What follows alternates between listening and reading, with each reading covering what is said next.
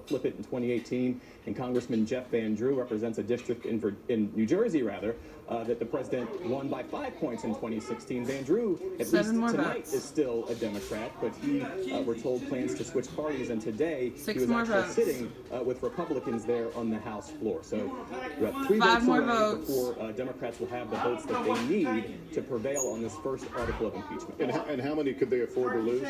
I think 17 was the number we were hearing.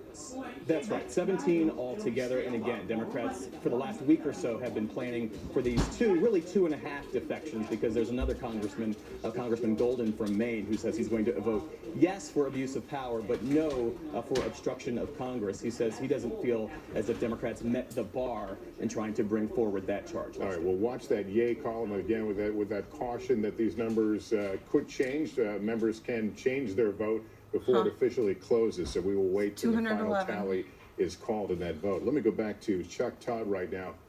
Chuck, I want to talk about the message that we heard from Republicans today. They were very on message about the process, about what they saw was the unfairness, about what they saw was a lack of facts and evidence. Did you hear what they said? He said they could change their votes. The fact they stuck with that narrative, how strong does that play against what the Democrats have been trying to say? Well, you know, what's interesting about that narrative is that there's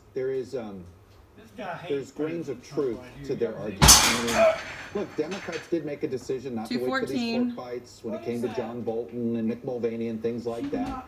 They did, make a decision not to wait to see what does the Southern District of New York find with Rudy Giuliani, Lev Parnas, and all of that. So, look, there is an argument that plenty of Democrats are making. They're like, hey, there's a lot more to go here. So I think Republicans are trying to grab that sort of strain of a narrative and weave it into they don't have any real evidence. And so I get why they've found those 2 grains and have used it there. But ultimately, Lester, I do think this impeachment will end up being judged by the facts we learn in the next 6 months. And I think this is the real gamble here that Republicans are making more so than the Democrats. And the gamble is this. They're standing behind, they're taking the president at his word, they're standing behind him, and every time they turn around thinking they're on safe ground, there's these unknown things that happen. Yesterday was that crazy letter that the president personally sent.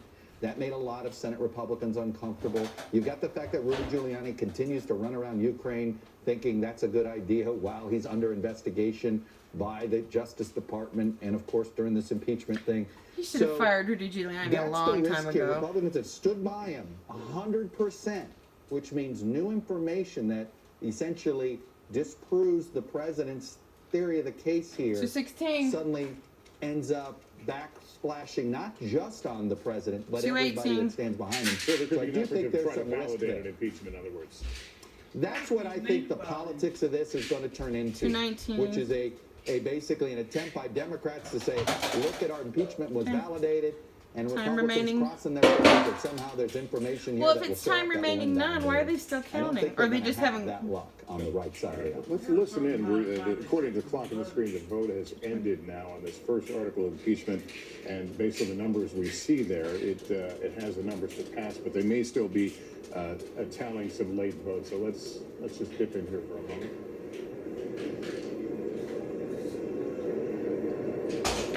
How long do they have to change their vote? They said a certain amount of time. All right, as we said, Democrats appear to have enough votes to adopt the first article of impeachment, but we are waiting for some official word. Andrea. Well, they can, in fact, hold that vote open as long as they want. Well, you see a lot of people milling around. This is clearly a moment of history. They're talking amongst themselves. 222. You also see that 40 people are still stop this video.